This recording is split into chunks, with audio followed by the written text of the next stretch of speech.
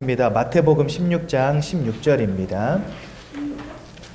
마태복음 16장 16절 우리 한 절 말씀만 같이 보도록 하겠습니다. 마태복음 16장 16절 우리 한 절만 한 목소리로 함께 보겠습니다. 네. 못 찾으신 분 안 계시지요? 다 찾으셨죠? 예, 한 목소리로 같이 봅니다. 시작. 시몬 베드로가 대답하여 이르되 주는 그리스도시요 살아계신 하나님의 아들이시니이다. 아멘. 제가 군대에 있을 때 이야기입니다. 제가 군대에 있을 때 그 기독교 군종병이었어요. 그러니까 군종병이 뭐 하는 사람들이냐면 군인들을 대상으로 이제 종교 활동을 해주는 사람, 그러니까 한마디로 목사같이 이제 군인들을 도와주는 사람이었어요, 제가. 근데 하루는 평소에 이제 그 군대 교회에 군인들이 한 30명 내지 40명씩 이렇게 늘 왔었거든요, 매주마다. 근데 한 주는 10명밖에 안 온 거예요. 그래가지고 내가 모르는 훈련이 있었나? 이런 생각을 했는데 나중에 알고 보니까 훈련도 없어. 근데 왜 10명밖에 안 왔지? 하고 나서 알아보니까 불교 군종이 예배 오는 그 불교 불공들이로 오는 사람들한테 원래 우리가 그 군종병들끼리 약속하기로 초코파이 하나씩 주자 이렇게 했는데 이 불교 군종이 초코파이가 아니라 더 맛있는 몽쉘통통으로 바꾼 겁니다. 상의도 없이 나랑.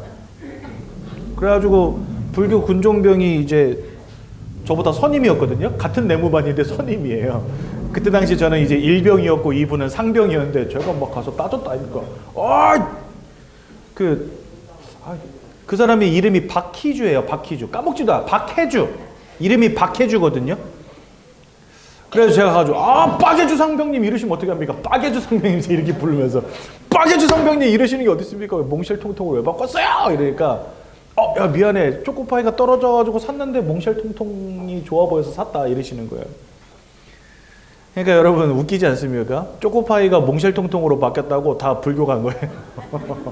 근데 저는 아직도 의문인 게 어찌 알고 갔냐.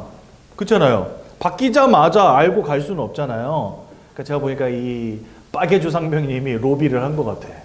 야, 이번 주 우리 몽쉘통통이야. 그러니까, 그렇습니까? 이러면서 교회 오던 사람들이 다 불교로 가버린 거예요. 그 다음 주에 저는 어떻게 했을까요? 몽쉘통통 2개. 대부흥의 역사가 일어났어요. 그래서 30명, 40명밖에 안 오던 것이 막 꽉 차가지고 밖에 줄 서고 난리 났어요. 제가 그걸 보면서 너무 웃겼던 기억이 있었습니다. 여러분, 만약에 안산 시민 전체를 향해서 우리 교회가 광고를 한다 칩시다. 여러분들 오늘부터 매주 교회 올 때마다 여러분들 계좌로 100만 원씩 쏩니다. 저희 예전 교회가요, 세계에서 제일 큰 교회 될 거예요. 저희 안산 시민이 몇 명이냐면 68만 명 정도 되거든요. 점점 줄어들고 있어요, 안타깝게도. 한 65만 명, 66만 명 요 정도 선인데, 그러면 여러분들 안산 시민이 막 매주 100만 원 준다 그러면은요, 다 몰려올 겁니다. 그러면 지금 우리나라에서 제일 큰 교회가 여의도 순복음교회인데 거기 총 재적 인원이 몇 명인지는 잘 모르겠지만 그 교회보다도 아마 커지지 않을까. 제가 말씀드리고 싶은 건 뭐냐, 사람들이 교회는 찾지만 교회를 다녀야 될 이유를 잘 알지 못한다는 거. 교회의 문턱도 넘고 예배도 드리고 말씀도 듣지만 사실 사람들의 마음은 영적 힘과 영적인 축복에 별로 관심이 없다는 거. 근데 여러분 보세요. 사람은요, 이 마음가짐 하나로도요, 인생을 바꿀 수 있다는 거 아시죠? 그래서 여러분들 예전에 되게 유행했던 책 중에 하나가 긍정적인 사고방식. 이 긍정적인 사고, 이게 책이 불티나게 팔렸었어요. 1990년도 말 2000년대 초반에 엄청 팔렸어요. 그래가지고 그때는요, 긍정이라는 단어가 안 들어가면 책이 안 팔려. 무조건 긍정이라는 단어가 들어가야 돼요, 책에. 그러면 불티나게 팔리는 시대였어요. 그때 사람들이 이 마음가짐이 참 중요하구나라는 것을 많이 깨달았을 겁니다. 사람이요, 몸이 아파도 마음가짐을 바꾸면요, 질병도 뛰어넘어요. 그래서 여러분들 예전에 그런 실험 했다잖아요. 똑같은 암 환자인데, 원래 이런 실험을 하면 안 되지만, 비인도적인 거라서 하면 안 되지만, 한쪽에는 진짜 별 약 아닌데 주면서 이거 새로 나온 신약인데 이거 먹으면 반드시 낫습니다. 근데 한쪽에는요, 진짜 드릴 약이 없네요. 누가 낫을 것 같아요? 아무것도 아닌 약 먹은 사람이 호전됐다는 거예요. 그런 연구 발표들이 있었어요. 그게 뭐냐면 여러분들의 마음의 상태가 인생도 바꿀 수 있다는 것을 보여주는 단적인 예입니다. 물론 마음 상태가 여러분들 인생을 100% 바꾸는 것은 아니지만 그만큼 마음가짐 자체가 여러분들 인생에 끼치는 영향이 어마어마하다는 거예요. 그리고 사람은요, 육신의 힘도 사실 중요합니다. 그렇죠? 여러분도 오늘 아침에 일어나셔서 아침 식사 하셨어요? 안 하셨어요? 하셨을 겁니다. 간단하게 드셨겠죠. 저는 간단히 먹었을까요? 잔뜩 먹었을까요? 아니, 왜 잔뜩이란 말 꺼내지도 않았는데 이렇게 웃으면서 보십니까? 예, 잔뜩 먹고 왔습니다. 배불러 죽겠어요. 점심 먹기도 전인데 이제 좀 있으면 점심 먹어야 되는데 배가 불러가지고 점심이 들어갈까 모르겠는데 또 먹습니다. 잘 먹어요. 우리는 육신의 힘도 굉장히 필요하고 중요하잖아요. 그렇죠? 그런데 이렇게 마음가짐 하나가 여러분들 인생에 지대한 영향을 끼친다라고 한다면 이 영적 존재인 우리에게 이 영적인 힘이라는 게 주어졌을 때 그 영적인 힘이 여러분들의 마음, 여러분들의 삶, 여러분들의 육신, 여러분들의 인생에 미치는 영향력은 어마어마할 거란 말이죠. 근데 사람들은 이거 몰라. 그래서요, 교회에 와서 은혜 받으세요. 그러면 너나 잘 믿으세요 하거든요. 100만 원씩 꽂아드릴게 그러면은요, 할렐루야 하고 옵니다. 왜? 영적인 힘엔 관심이 없거든요. 내가 육신적으로 잘 되고 내가 성공하고 잘 나가고, 그렇죠? 내가 예수 믿음으로 우리 집이 잘 되고, 내가 예배 드림으로 우리 자녀가 잘 되고, 내가 예배 드림으로 내 사업이 잘 되고, 내가 예배 드림으로 내가 건강이 잘 되고, 이거나 관심이 있지. 뭐 이렇게 영적인 힘 그게 중요합니까? 이렇게 생각하신단 말이죠. 그렇지 않습니다. 사람이란 존재는 그렇지 않습니다. 그래서요, 하나님은 처음부터 사람을 만드실 때 하나님을 알고 예배할 수 있는 존재로 만드신 거예요. 그게 우리에게 가장 중요한 근본이 된다는 겁니다. 하나님을 아는 것, 하나님을 예배하는 것. 왜요? 거기서부터 뭐가 오니까? 이게 오니까. 영적 존재인 우리가 영적인 힘을 누릴 수 있는 유일한 공간, 유일한 장소는 어디냐? 하나님과 함께하는 곳이라는 거예요. 그런 의미에서 볼 때 지금 여러분들은 가장 축복된 자리에 와 계신 게 분명합니다. 그렇죠? 긍정적인 사고방식 세상에서 배울 수 있습니다. 책을 읽어도 되고요. 그렇죠? 이런 거 강의하는 사람들 굉장히 많습니다. 요즘에 여러분들 유튜브로 해가지고 마음에 감동을 주는 강의들, 인생을 바꾸는 강의들 하는 사람들, 명강사들 얼마나 많아요. 그런 사람들 거 들어보세요. 그럼요, 마음이 뜨거워지고 따뜻해진다니까요. 여러분들 요즘에 웰빙이다. 그렇죠? 우리 어르신들 날이 가면 날이 갈수록 드라마 다음으로 가장 많이 보는 게 뭐예요? 의학 채널. 뭐가 당뇨에 안 좋대, 무슨 음식은 먹으면 안 된대, 훅 간대, 이러면서 여러분들 늘 보시는 게 뭐예요? 의학 채널 이런 거 많이 보시잖아요. 그리고 되게 웃긴 게 의학 채널은요, 밤에 안 나와요. 언제 나오는지 아세요? 다 아침에 나와요. 왜 아침에 나오는지 아세요?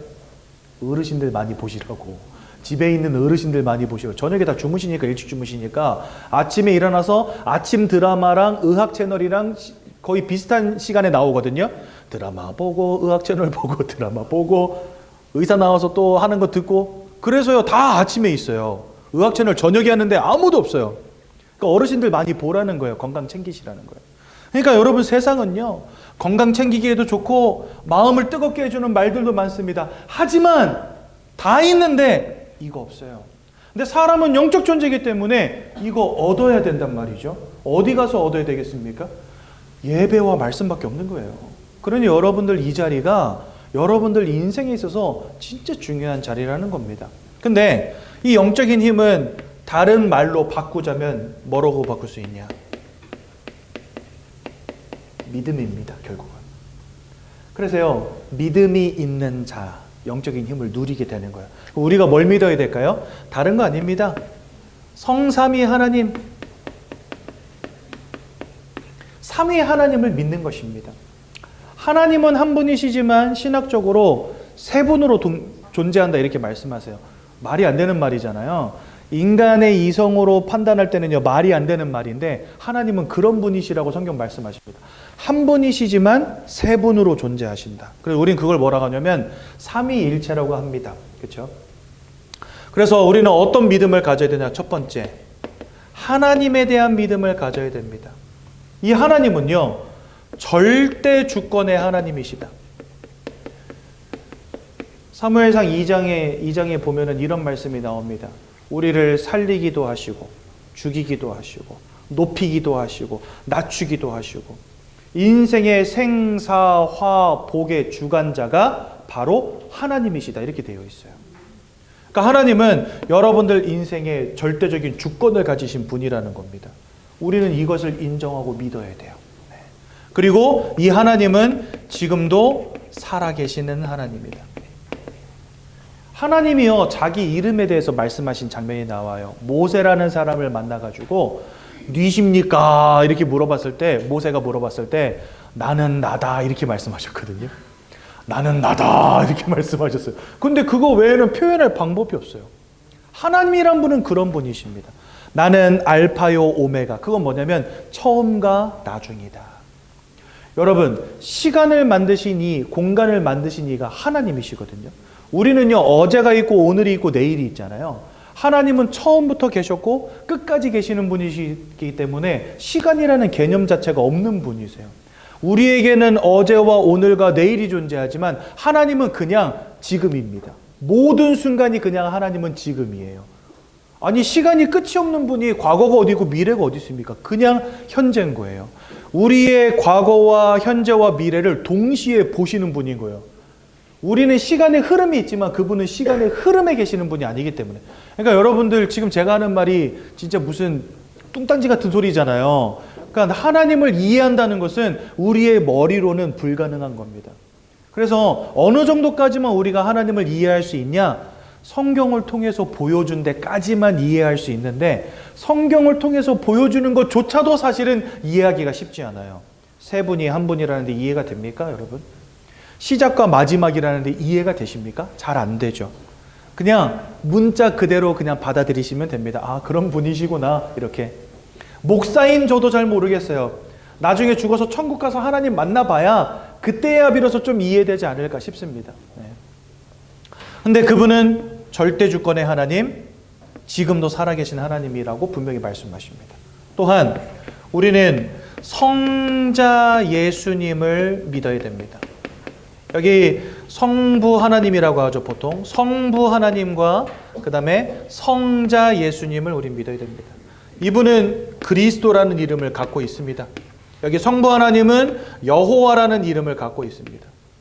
그리스도로서 성자 예수님 하신 일이 뭡니까? 십자가에서 죽으셨어요. 무엇 때문에요? 저와 여러분들을 죄와 사망과 하나님 떠난 문제로부터 해방하시려고. 또한 부활하셨다라고 성경 우리에게 말씀하십니다. 뭐 때문에요? 사망을 이기시고 저희와 여러분들에게 생명 주시려고 부활하셨다. 또한 세 번째로 보혜사 성령 하나님. 이 성령 하나님의 이름은 보혜사입니다. 그래서 성부 하나님을 우린 여호와라고 하고요, 성자 예수님을 그리스도라고 하고 성령 하나님을 보혜사라고 부릅니다. 우리를 보호하시고 깨닫게 하시는 분이란 뜻이에요. 그래서 보혜사 하나님은 어떤 하나님이십니까? 지금 여러분들과 함께 하시고 여러분들을 인도하시고 여러분들의 인생에 응답하시는 하나님이다 이렇게 되어 있습니다.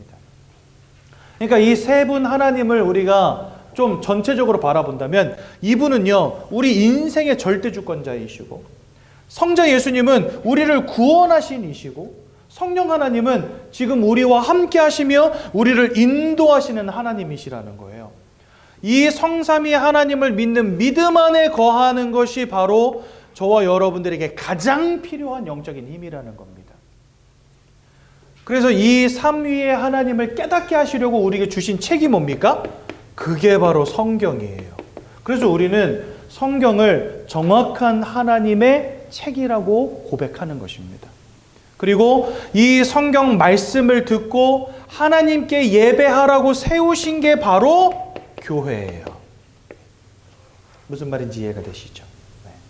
그리고 이렇게 교회를 통해서 예배하고 성경 말씀도 듣고 하면서 일평생 하나님은 우리에게 전도하며 살아가라고 말씀하시는 겁니다. 그래서 교회란 기본적으로 성삼위 하나님을 믿는 믿음의 고백을 하는 사람들이 모인 곳이고, 교회란 기본적으로 성경이 가르치시는 하나님의 말씀을 배우는 것이고, 교회란 기본적으로 하나님께 드리는 예배가 있는 곳이고, 교회란 기본적으로 전도와 선교와 세계복음화라고 하는 목표를 가진 곳이다라는 겁니다. 여러분들이 이렇게 이해하시면 교회란 이런 곳이구나 라고 대충 감은 잡으신 거예요. 이 믿음 안에 거하는 것이 우리에게 가장 중요한 뭐라고요? 영적인 힘이다. 근데 성경에 보니까 이 삼위 하나님의 역사를 체험했던 사람들이 있어요. 그 중에 한 명이 누구냐? 베드로라는 사람이 있습니다. 번호를 6번, 7번으로 해야 되겠다. 체험한 사람들이 있는데 그 첫 번째가 바로 베드로였어요. 이 베드로가 예수님이 십자가에 못 박히기 전에 자기도 예수님처럼 잡혀서 죽임당할까 봐 무서워가지고 나 예수님 몰라요 이렇게 말하고 도망간 사람이었어요. 근데 주님이 부활하신 다음에 그 베드로 앞에 탁 나타나십니다. 그래서 베드로한테 물어봐요. 네가 나를 사랑하냐? 그러니까 베드로가 네 예수님, 제가 예수님 사랑하는 것을 예수님이 아십니다. 그렇게 3번 물어보시고 또 대답한 이후에 예수님 뭐라 하냐? 내 양을 먹여라 이렇게 말씀하세요. 도망갔던 사람인데 이 부활의 주님을 믿는, 부활의 주님을 체험하고 나니까, 영적인 힘을 받고 나니까 그 인생이요 완전히 바뀌어져 버렸어요. 마음만 바꿔도 인생이 달라지는데 영적인 힘을 누려버리니까 인생이 완전 달라져 버렸어요. 어떻게 달라졌냐? 도망자가 순교자로 바뀝니다. 그래서 여러분들 나중에 베드로가 십자가에 못 박혀 죽어요. 예수님처럼 순교당해요. 또 의심하던 사람이 있어요. 도마라고 하는 사람. 이 사람이요 예수님이 부활해서 탁 나타났는데 말합니다. 예수님 옆구리에 내가 손가락을 넣어보기 전까지는 못 믿겠습니다. 옆구리에 손가락 넣어보겠다는 말이 뭐냐면 예수님이 십자가에 달리셨을 때 창에 찔리셨거든요. 옆구리를요. 그 창에 찔린 자국을 내가 봐야 되겠다는 거예요. 그러니까 예수님이 봐라 하고 이렇게 보여주세요. 그때서야 비로소 도마가 뭐라고 하냐? 그리스도시고 살아계신 하나님의 아들이십니다. 이렇게 고백합니다. 의심하던 자가 전도자로 바뀌어버립니다. 그러니까 영적인 힘이 임해버리니까 그 인생이 바뀌어버리는 거예요. 두려움 속에 있던 도망자는 십자가를 두려워하지 않는 인생으로, 의심 속에, 불신앙 속에 있던 사람은 부활의 주님을 만나고 나서는 이제는 믿음의 확신 속에서 복음을 전하는 전도자로 바뀌어졌다는 겁니다. 영적인 힘이라는 건 그만큼 중요하다는 거예요, 여러분들. 저는요, 현장에서 수십 년 동안 벌써 거의 20년 가까이 전도하면서요, 많은 사람들에게 복음 전하고 그분들과 같이 이야기 나누고 하는 가운데 이런 분들 많이 봤어요. 예수 만나고 마음이 너무 평안해져가지고 우울증 약을 끊는 사람들이 그렇게 많아요. 예수 만나고 그 인생이요, 하나님 주시는 어떤 평안함과 행복 가운데로 들어간 사람들 너무나 많이 봤습니다. 이게 왜 가능할까요? 영적 존재인 사람에게 영적인 힘이 임해버리니까 다 살아나는 거예요. 마음도 살고 육신도 힘을 얻고 인생이 바뀌어지고 변화되는 것입니다. 그래서 여러분들, 우리가 올바른 마음가짐을 갖는 것도 중요하고 육신의 건강을 찾는 것도 중요하지만 영적인 힘을 누려야 되는 존재들이라는 사실을 꼭 기억하시고, 이 예배의 축복, 말씀의 축복을 놓치지 않는 우리 귀한 애정교회 새가족 분들 되시기를 바랍니다.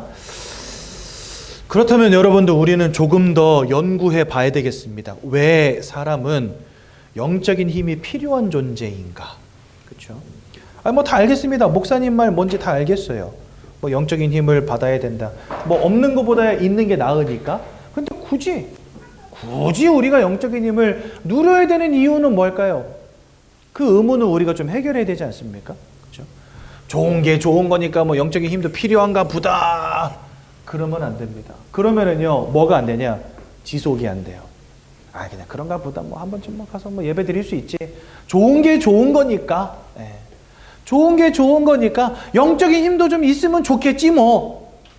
그래가지고는 안 된다는 겁니다. 내가 영적인 힘을 누려야 될 분명한 이유를 발견하고 그것이 나에게 왜 필요한가 발견되어져야 이 길을 지속할 수가 있어요. 성경은요, 하나님께서 사람을 창조하셨다라고 말씀하십니다. 저도 이게 안 믿어졌거든요. 과학자들은 원숭이가 사람 됐다라고 말합니다. 그런데 이제 말을 바꿨어요. 왜 바꿨을까요? 원숭이가 사람 됐다라고 말했거든요. 여러분들도 그렇게 배웠잖아요. 원숭이가 사람 됐다, 뭐 유인원이 사람 됐다. 근데 지금은 말을 바꿨어요. 이유가 뭐냐면은요, 원숭이가 지금도 존재한단 말이죠.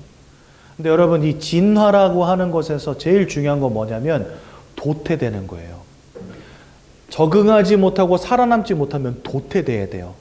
근데 여러분, 원숭이류, 영장류, 유인원 이런 것들이 사람이 되었다는 것은요, 원숭이, 뭐 영장류, 유인원 이런 존재들이 이 땅에 적응하지 못하고 도태됐다는 거예요. 그럼 여러분, 원숭이, 영장류가 존재하면 안 돼요. 사람이 됐기 때문에 얘네들은 도태돼야 맞는 거거든요. 진화론에 입각하자면, 우리 어르신들은 좀 이해하기 힘드시겠지만 한마디로 강한 놈만 살아남고 약한 놈은 사라져야 된다는 거예요. 그런데 이게 점점 더 강해진 모습이 사람이기 때문에 이전에 약했던 애들은 없어져야 맞잖아요. 근데 약하다고 말했던 애들이 지금도 살아있단 말이죠. 그래서 이제는요, 유인원이 사람 됐다라고 가르치지 않습니다. 옛날에는 원숭이가 사람 됐다라고 가르치는데 이제 말을 바꿔서 유인원이라는 존재가 사람이 됐고 유인원은 사라졌다 이렇게 바뀌었어요. 그러니까 과학자들은 하나님이 사람을 창조했다라고 하는 것에서부터 시작하지 않기 때문에 자꾸만 사람이 어디서 왔냐를 찾아내야 되잖아요. 그러니까 맨날 이론이라는 게 바뀌어요. 여러분, 제가 되게 재밌는 이야기 해드릴까요? 진화의 끝이 뭐냐면 포유류예요. 포유류. 이 포유류가 누구냐? 저와 여러분 사람을 포유류라고 합니다. 근데 포유류는 특징이 있어요. 새끼를 낳고 젖을 먹이고 팔다리가 4개가 달렸어요. 그게 포유류예요. 여러분들 새끼로 태어나셨잖아요. 그렇죠? 알 까고 나오신 분들 아무도 없잖아요. 어렸을 때 엄마 젖 먹고 자랐잖아요. 팔다리 달렸잖아요. 그죠? 그래서 우리를 뭐라고 하냐면 포유류라고 합니다. 그러니까 진화의 끝판왕이 포유류예요. 근데 놀랍게도 바다에 사는 포유류가 있어요. 누굴까요? 바다에는요, 새끼를 낳고 젖을 먹이는 물고기가 있어요. 고래. 고래는요, 알을 낳지 않고 새끼를 낳아요. 그리고 그 큰 고래가요, 엄마 젖 먹고 커요. 뭐 길이가 이렇잖아요. 근데 엄마 젖 빨아먹고 커요, 얘가 물속에서. 근데 한 가지 안 맞는 게 있어요. 뭐가 안 맞을까요?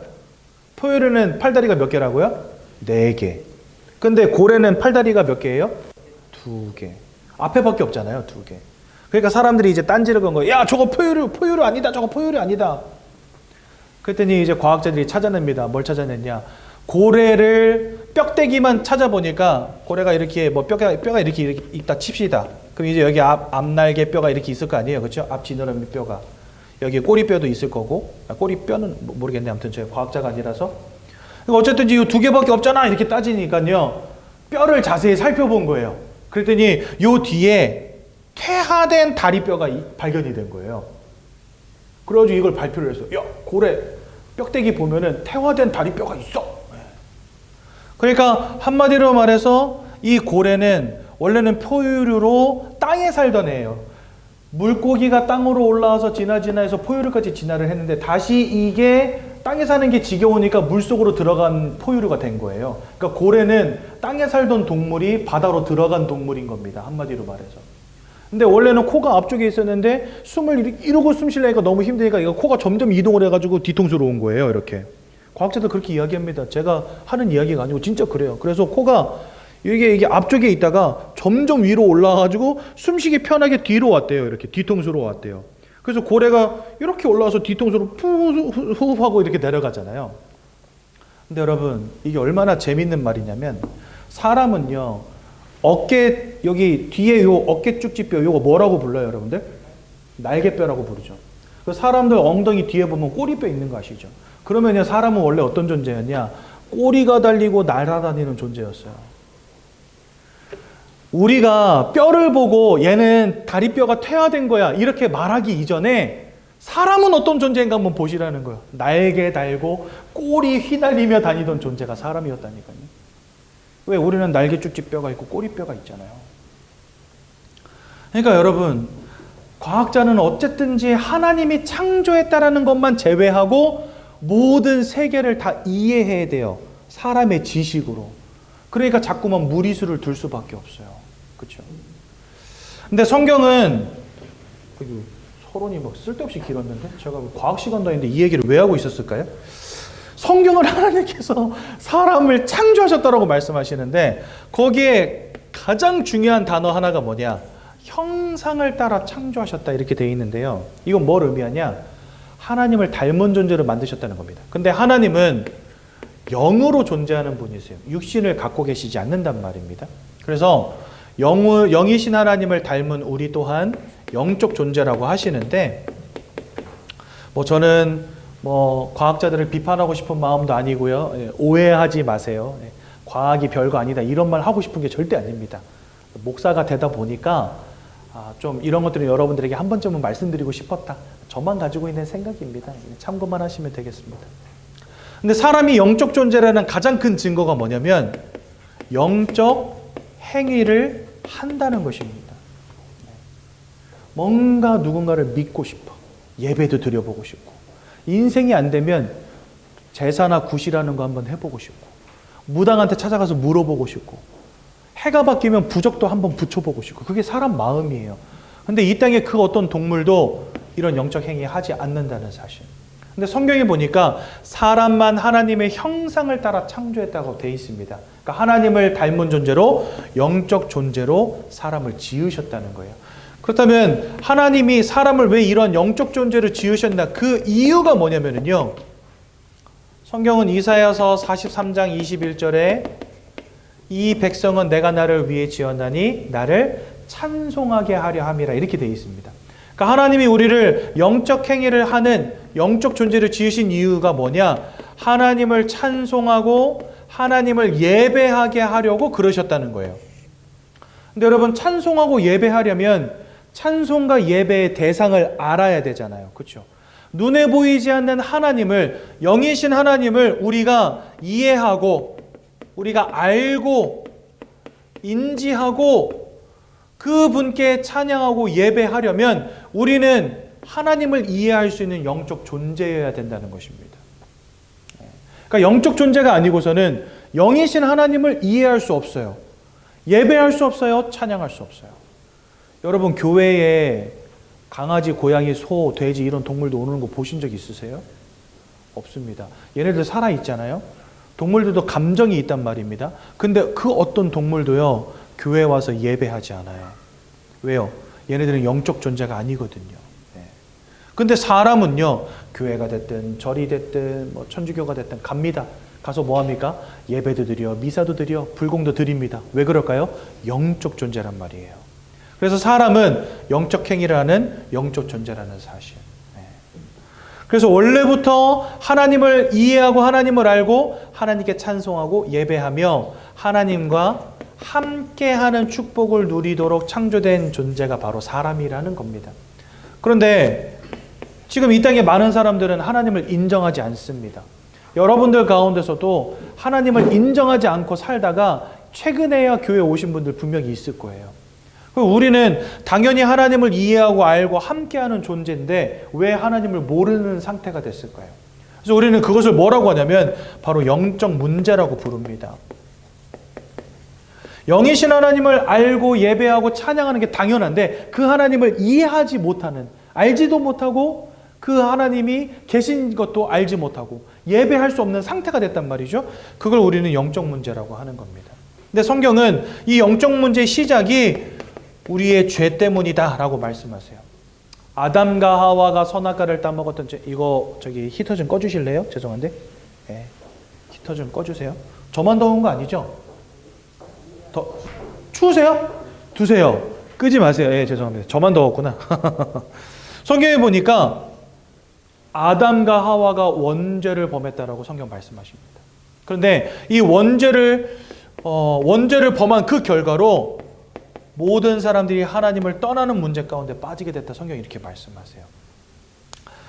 하나님은 동산 중앙에 선악과를 주시면서 이 선악과 따먹지 말라 이렇게 명령하셨거든요. 근데 아담과 하와가 그 하나님의 말씀을 불신앙하고 선악과를 따먹는 죄를 짓습니다. 근데 성경에 보니까 이 죄 때문에 하나님의 영광으로부터 우리가 멀어지게 됐다라고 설명하시고요. 또한 세 번째로 그때부터 사단이라고 하는 존재에게 사로잡힌 존재가 되었다라고 성경 우리에게 말씀하십니다. 그러니까 여러분들 간단하게 말하면 이거예요. 우리는 하나님과 함께하는 존재였는데 죄 때문에 그 하나님을 잃어버리고 그때부터 하나님을 대적한 존재 사단에게 탁 사로잡히게 됐다는 겁니다. 네. 그러니까 한마디로 말해서 어떤 아이가 부모님을 잃어버리고 나쁜 강도에게 잡혀갔다 끌려갔다 이렇게 생각하시면 쉬울 것 같아요. 네. 하나님이라고 하는 부모님을 잃어버리고 강도에게 끌려간 거예요. 그러니 여러분 한번 그 아이의 입장이 돼서 한번 생각해 보세요. 얼마나 힘들고 얼마나 그립고 얼마나 고달프겠어요. 그렇죠? 그래서 여기서부터 우리 인생의 모든 슬픔, 모든 근심, 모든 두려움, 인생의 모든 무너짐, 모든 어려움이 시작이 돼버린 거예요. 하나님을 잃어버린 채 원수 마귀에게 사로잡힌 그 순간부터. 성경은요, 우리를 사로잡은 이 사단에 대해서 말씀하시는데요. 요한복음 8장 44절에 보니까 너희는 너희 아비 마귀에게서 났다 이렇게 말씀하십니다. 우리가 이전에는 하나님의 자녀로 하나님과 함께하는 축복 가운데 있었는데 이제는 이 마귀가 우리의 아비가 되었다 이렇게 말씀하세요. 그러니까 우리의 영적인 신분 자체가 마귀의 자녀로 바뀌어진 것입니다. 또 요한일서 3장 8절은 죄를 짓는 자마다 마귀에게 속한 자가 되었다 이렇게 말씀하십니다. 그러니까 우리의 소속이 마귀에 소속된 인생으로 바뀌어져 버린 거예요. 이전에는 하나님께 소속돼서 하나님을 찬양하고 하나님의 자녀였는데 이 영적 문제로 말미암아 마귀의 자녀가 되어버리고 마귀에게 소속돼 버린 겁니다. 근데 요한복음 8장 44절에 마귀를 두고 거짓말장이요 살인마라고 말씀하시고요. 요한복음 10장 10절은 이 마귀를 도적이라고 표현해 놓으셨어요. 모든 것 빼앗고 죽이고 멸망시키려는 자. 계시록 12장 9절은 천하를 속이고 꿰는 자라고 이렇게 말씀하십니다. 그러니까 한마디로 말해서 이놈은요 사기꾼이라는 거예요. 부모님 잃어버리고 사기꾼의 손에 우리가 사로잡힌 겁니다. 그러니 거기서부터 마음과 생각이 무너지는 것은 어찌 보면 당연한 것입니다. 그렇죠? 우리의 영적인 상태가 완전히 바뀌어버렸잖아요. 거기서부터 오는 두려움, 근심, 걱정이 우리의 마음과 생각을 사로잡는 겁니다. 여러분 사람은요 아까도 말씀드렸지만 마음가짐만 달라져도 인생이 바뀐다 그랬잖아요. 그건 바꿔 말하면 마음이 무너지면 인생도 무너질 수 있다는 거예요. 근데 우리는 영혼을 가진 영적 존재이기 때문에 하나님이 함께 하시는 영적인 축복 가운데 있느냐 아니면 하나님을 잃어버린 영적인 방황 가운데 있느냐 하는 그것이 여러분들의 마음의 상태, 삶의 상태에 지대한 영향을 끼칠 수 있다는 겁니다. 그래서 사람이 영적 행위를 하는 영적 존재라는 것을 이해하는 게 중요하고 영적인 축복을 잃어버린 채 사단에게 속한 자가 되었다라고 하시는 이 하나님의 말씀을 농담으로 여겨서는 안 된다는 거예요. 그러다 보니까 많은 사람들의 마음과 생각이 무너집니다. 환경과 상관이 없이 사람의 개인의 능력과 상관이 없이 마음이 막 무너져요. 저는요 현장에서 전도하면서 진짜 성공한 사람들, 돈 많이 벌어본 사람들 많이 만났어요. 근데 이분들이요 다 약 먹고 있어요. 정신과 약. 우울증에 시달리고 있어요. 돈이 아무리 많아도 이 마음의 우울감을 막을 수가 없는 거예요. 저는요 옛날에 돈 많이 버는 게 소원이었거든요. 왜냐면 TV 이런 데 비춰지는 뭐 연예인들이나 성공자들 보면요 너무 멋있는 거예요. 차도 막 좋은 거 타고 다니고 막 옷도 럭셔리하고 저희 집은 막 지하 단칸방인데 막 이 사람들은 뭐 복층에 살고 그다음에 딱 창문 커튼 딱 올리면 막 한강이 내려다 보이고 저녁에는 막 석양이 비치고 막 이러니까 우리 집은 해가 안 들어오거든요. 지하니까. 그러니까 나는 진짜 막 너무 부자 되고 싶었던 거 있죠. 근데 나이를 먹고 인생을 살아가다 보니까 너무나 많은 성공자들의 마음이 무너진 채 살아가고 있다는 거. 스스로 목숨을 끊고 있다는 걸 제가 발견하게 됐어요. 그래서 뭘 깨닫게 됐냐? 아, 돈 많이 버는 게 행복의 충분 조건은 아니구나. 이걸 제가 깨닫게 됐어요. 맞습니다. 사람은 영적 존재입니다. 하나님 주시는 영적인 힘 가운데 있어야 되는데 그 하나님 잃어버린 채 이 사기꾼 놈에게 여러분들이 영혼이 사로잡혀 있단 말이죠. 마음과 생각이 무너질 수밖에 없어요. 그 속에서요. 돈이 아무리 많아도 공부를 아무리 열심히 해도 안 되는 겁니다. 마음이 무너지는데 답이 없어요. 마음과 생각만 무너지는 게 아닙니다. 삶도 무너지고 육신도 병들어 버리는 거 있죠. 원치 않는 실패, 원치 않는 불행, 원치 않는 사건, 사고. 나는 착하게 살고 열심히 산 죄밖에 없는데 이상하게 내 인생은 안 되는 거예요. 자녀들이 무너지고 실패하고 부모님이 막 무너지고 실패하고 내 인생도 무너지고 실패하고 어디 가서 물어볼 데도 없고 어디 가서 치유받을 데도 없고 누가 와서 도와줄 사람도 없고 돈을 벌어봐도 안 되고 열심히 살아봐도 안 되고 답이 없어요. 답이. 그래서 주님은 세상을 보시면서 뭐라고 말씀하시냐? 목자 없는 양과 같이 기진하고 방황하고 고통 속에 있구나.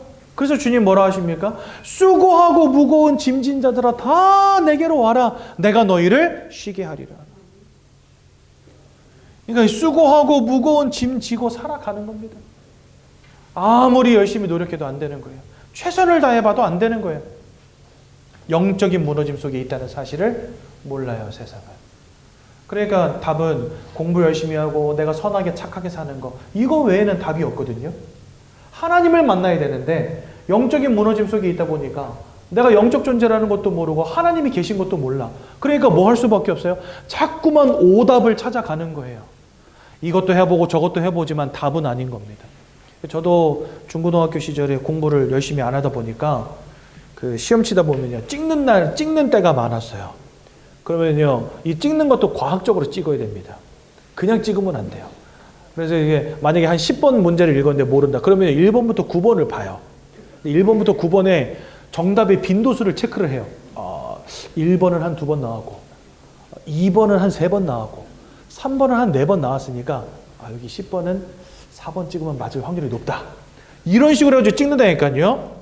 문제가 뭔지 모르면요, 인생을 찍어야 돼요. 답을 찍어야 돼요. 그러니까 인생도 마찬가지가 돼요. 내가 영적인 존재라는 사실을 알지 못하고 내 인생의 문제가 어디서 시작되는지 모르니까 답을 찍어야 돼요. 그러니까 공부 열심히 해야, 아니면 착하게 살아보자, 돈을 많이 벌어보자, 성공해보자, 뭔가 맨날 찍는 인생이 되는 거예요. 근데 이것도 안 되니까 야 그럼 이거 해보자, 저것도 안 되니까 야 이거 해보자. 그러다가 사람들이 어디까지 손을 뻗냐? 제사, 고사, 귀신 들려 점치는 자들을 따라가고 구슬하고 부적을 갖다 붙이고 착하게 사는 것만으로는 안 돼. 그러니까 뭐 해요? 사주팔자. 저 여자가 남편 잡아먹을 여잔지. 여러분, 제가 얼마 전에 재작년에 저희 교회에 이제 전도돼서 오신 분이 한 분 계세요. 근데 이분이 일평생을 구슬하고 사신 거예요. 근데 구슬 시작한 이유가 뭐냐? 결혼을 했는데 어느 날 시어머니한테 전화가 온 겁니다.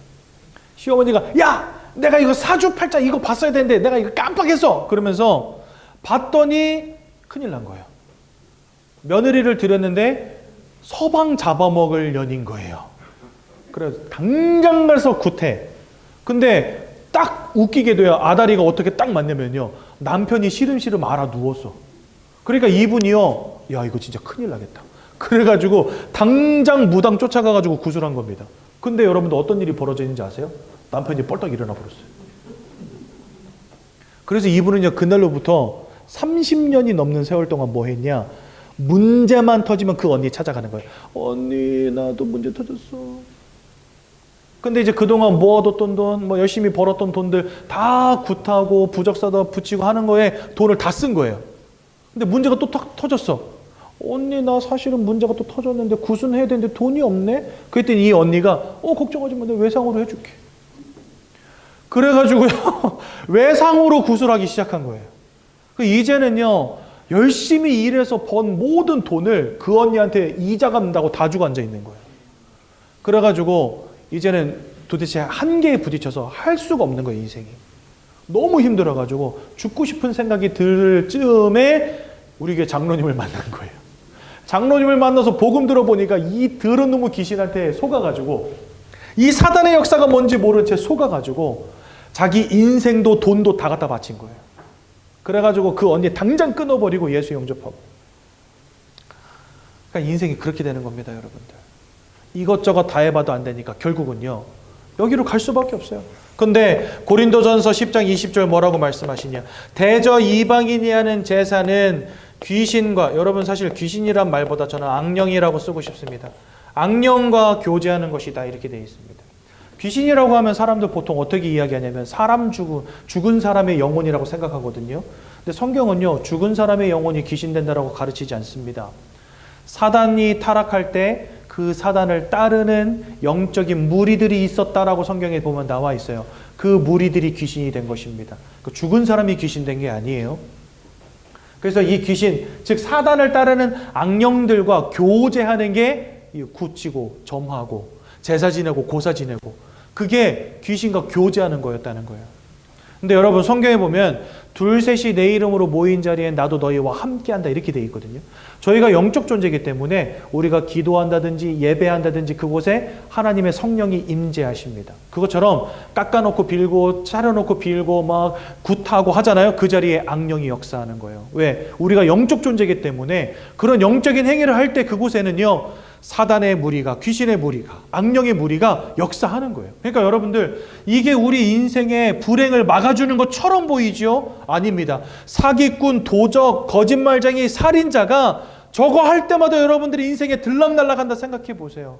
나만 하는 게 없어요. 인생 거덜나는 거예요. 그래서 저는요, 우상숭배 심하게 해가지고 잘 되는 집을 본 적이 없어요. 우리 집이 일단 첫 번째로 다 망했고요. 그냥 여러분, 우리가 영적인 상태, 영적인 사실들을 알지 못하면 이런 거 분별이 안 되다 보니까 그냥 아이고야 모르겠다, 나도 이거 해봐야 되겠다면서 막 따라가는 거예요. 그래서 여러분들 진짜 신기한 게, 인생 살다가 문제 터고잖아요. 그러면 가장 먼저 뭐예요? 야, 이 부적이라도 써야 되나? 무당 불러다가 푸닥거리라도 한번 해야 되나? 제사를 안 지내서 그러나?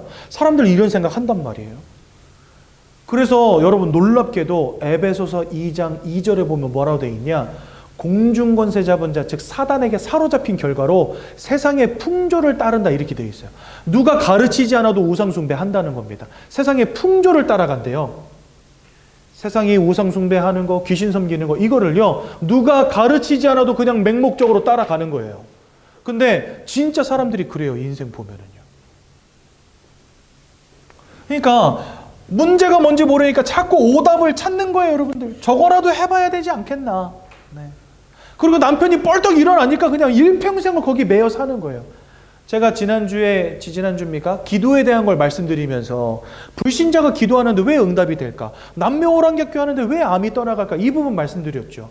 이 사람들이 한번 응답을 체험하잖아요? 그럼 하나님 믿을까요? 절대 안 믿어요. 그러니까 그 응답 체험 때문에 거기에 콱 매여버리는 거예요. 그러니까 제가 한 여자분 한 번 만났는데 남묘호랑객교 믿는 이분, 아무리 복음 말해도요 안 들어. 오히려 뭐라고 하냐, 전도사님인지 목사님인지 모르겠는데 남묘호랑객교 믿어야 된다는 거예요. 기도해서 암 나본 적 있냐, 나보고? 없는데요. 그런데 하나님 왜 믿고 있냐는 거예요, 등신같이. 나는 남묘호랑객교 했더니 암이 떠나갔는데 왜 하나님 믿고 앉아있는 거예요, 바보같이. 그래서 저한테 남묘호랑객교 믿으래요. 그렇게 되는 거예요, 여러분들. 그러니까 문제가 뭔지 모르면 오답을 자꾸 찍다가 그 오답에 턱 걸려버려요. 저도 그래가지고 벼락치기 공부에 턱 걸려버렸어요. 벼락치기를 했는데 성적이 잘 나와버렸거든요. 그거 공부하겠습니까? 맨날 벼락치기 하는 거예요. 맨날 벼락치기 하다가 결국은 인생 미끄러졌죠. 네. 그러니 여러분, 오답을 찍으면 안 됩니다. 정확한 하나님의 답을 찾아야 됩니다. 그러라고 하나님 주신 게 바로 이 성경. 근데 여러분, 더 중요한 건 뭐냐? 여기까지는 어쨌든지 이생에서의 일이잖아요. 그렇죠? 이생에서의 일이란 말, 현생에서의 일이란 말입니다. 문제는 성경은 죽음 이후를 말씀하신다는 거예요. 사람이 죽는 것으로 끝난 것이 아니다라고 성경 우리에게 말씀하세요. 그 이후에 심판이 있다라고 말씀하십니다. 사람이 한 번 죽는 것은 정하신 것이요, 그 이후에는 하나님 아버지 앞에 심판받는다. 그러면요, 심판 이후에 우리는 지옥으로 던져진다, 이렇게 말씀하시는데요. 지옥은 나쁜 놈들 가는 곳이 아닙니다. 사단과 악령들을 가두기 위한 감옥이 지옥이에요. 근데 성경은 이 마귀와 악령들을 위해서 예비된 그 지옥에 하나님을 알지 못하는 자들도 같이 들어가라 명령하십니다. 왜 그럴까요? 하나님을 알지 못하는 사람들은 그 마귀가 압이 된 사람들이고요. 그 마귀에게 소속된 사람들이란 말입니다. 그래서 마귀가 악령들이 지옥에 던져질 때 마귀가 압이 된 사람들, 마귀에게 소속된 사람들 함께 들어가는 거예요. 그러니까 여러분, 우리가 빨리 이 영적인 상태에서부터 빠져나오지 않는다면 여러분들의 끝은 여기가 될 수밖에 없어요. 우린 이것을 뭐라고 말하냐면 죄와 사망의 법이라고 불러요. 여러분들은 대한민국에 사시는 이상 대한민국 헌법, 형법, 민법으로부터 자유로울 수가 없어요. 빨간불인데 횡단보도 건너가는 걸 경찰이 봤다 여러분들 딱지 끊습니다. 그렇죠? 뭔가 법에서 정하는 죄를 범했다 그러면 감옥 가야 됩니다. 그거랑 똑같아요. 성경은요, 영적인 죄와 사망의 법이 있어요. 그게 뭐냐? 이 죄 때문에 사단에게 사로잡힌 자, 지옥에 던져지는 죄와 사망의 법인 거예요. 여기로부터 자유로울 수 있는 사람이 아무도 없다는 사실. 그래서 이거는 돈을 벌어도 안 되고 공부를 열심히 한다고 되는 것이 아니고 착하게 산다고 되는 것이 아니기 때문에 하나님이 직접 우리를 구원하시기 위해서 이 땅에 오신 것입니다. 그래서 오늘 오가를 보겠습니다. 오가 하나님의 방법입니다.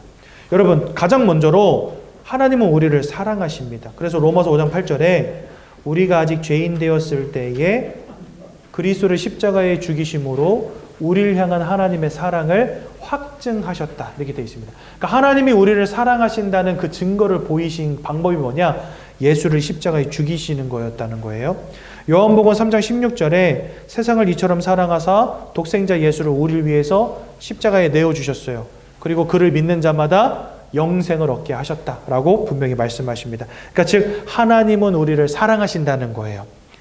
또한 예수님은 그런 우리를 사랑하시는 하나님의 뜻에 따라 빌립보서 2장 6절을 보니까 그는 근본 하나님의 본체시나, 이게 우리가 삼위일체를 말하는 이유입니다. 성부 하나님, 성자 하나님이 따로 존재하세요. 그런데 성자 하나님이 하나님의 본체시래요. 그건 뭐예요? 두 분이 한 분이시라는 거예요. 그래서 삼위일체라고 말하는 것입니다. 원래 하나님이시라는 겁니다. 예수님 자체가 하나님이신데 그분이 자기를 비워 종의 형체를 가지사, 즉 사람의 몸을 입고 이 땅에 오셨다는 겁니다. 그리고 죽기까지 복종 곧 십자가에 죽으셨다라고 말씀하십니다. 그러니까 하나님은 우리를 사랑하셔서 독생자를 주셨고 독생자는 우리를 위해서 십자가에서 죽으셨다는 겁니다. 우리를 위한 구원을 완성하시려고. 그래서 예수 그리스도를 우리가 좀 살펴봐야 되겠는데요. 예수 이름의 뜻은 자기 백성을 그들의 죄에서 구원할 자라고 되어 있습니다. 우리가 사망에 이를 수밖에 없었던 근본 원인이 죄악이라고 아까 말씀드렸잖아요. 그래서 예수님은 이 죄 문제를 끝내시기 위해서 이 땅에 오신 것입니다. 그래서 그 이름 자체가 그 자기 백성을 그들의 죄에서 구원할 자라는 이름을 갖고 있는 거예요. 여러분들도 자녀들에게 이름을 주셨잖아요. 이름을 줄 때 이름 대충 짓습니까? 누가 자녀 이름을 대충 지어요? 대충 짓지 않습니다.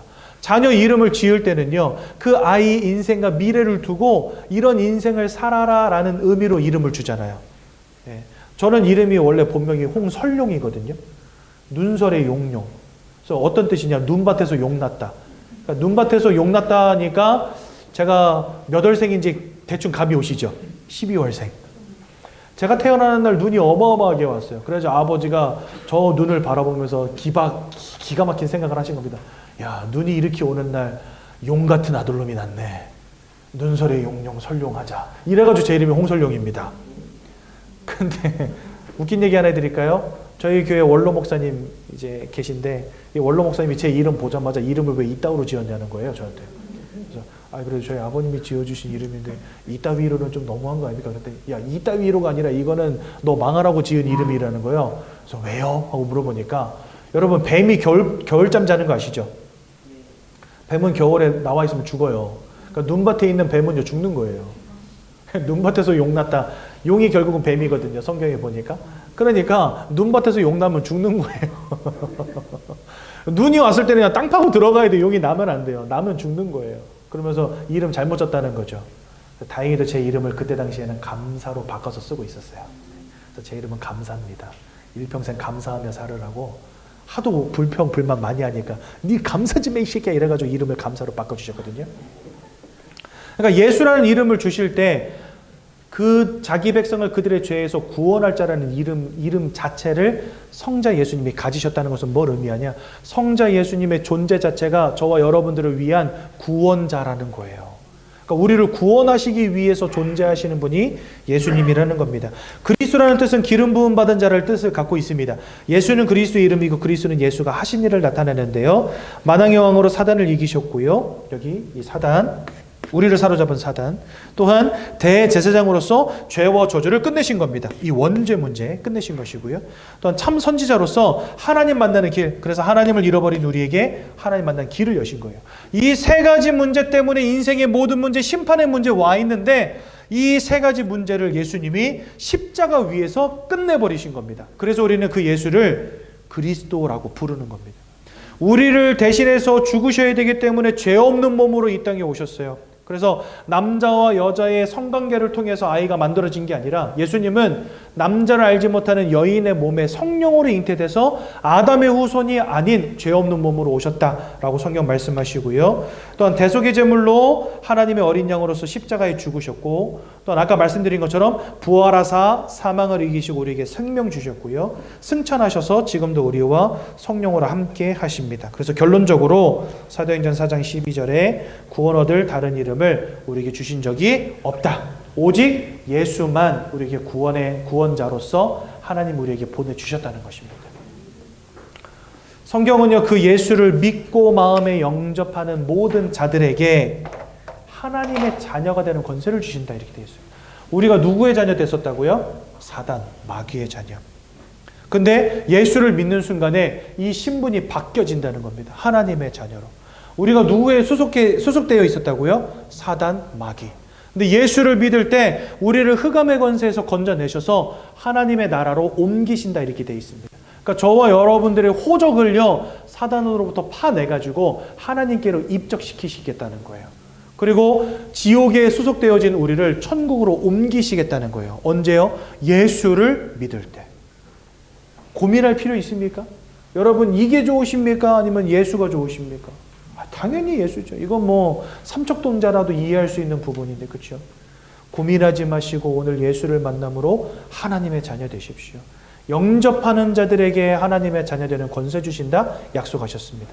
여러분 15페이지 보면 영접 기도문이 잘 나와 있습니다. 우리 이 시간에 함께 예수님 우리 마음속에 영접하는 시간 갖도록 하겠습니다.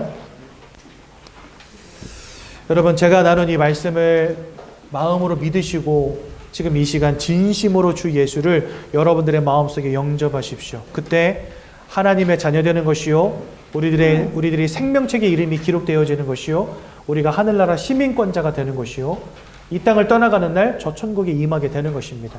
그래서 우리 이 시간 예수님을 우리 마음속에 영접하도록 하겠습니다. 사랑의 하나님, 이제 나는 죄인인 것을 깨닫고 회개합니다. 지금까지 하나님을 떠나 사단의 지배 아래 묶여 종노릇하며 살았습니다. 그러나 예수님이 저를 위하여 십자가에서 죽으시고 3일 만에 부활하신 그리스도이심을 믿습니다. 예수 그리스도께서 하나님을 만나는 유일한 길이 되시며 사단의 권세를 꺾으시고 모든 죄와 저주와 재앙에서 나를 해방하신 그리스도 되심을 믿습니다. 지금 이 순간 내 마음의 문을 열고 예수님을 나의 구주로, 나의 주인으로 내 마음에 영접합니다. 나를 구원해 주심을 감사드립니다. 앞으로 하나님 말씀과 뜻대로 살겠습니다. 지금부터 일평생을 세밀히 인도해 주옵소서. 예수 그리스도 이름으로 기도합니다. 아멘. 제가 한번 기도하고 말씀 마칩니다. 은혜의 하나님 감사드립니다. 예수 그리스도를 발견하게 하심 감사합니다. 일평생 주를 바라보는 주의 백성들 되게 하여 주옵소서. 예수님 이름으로 기도했습니다. 아멘.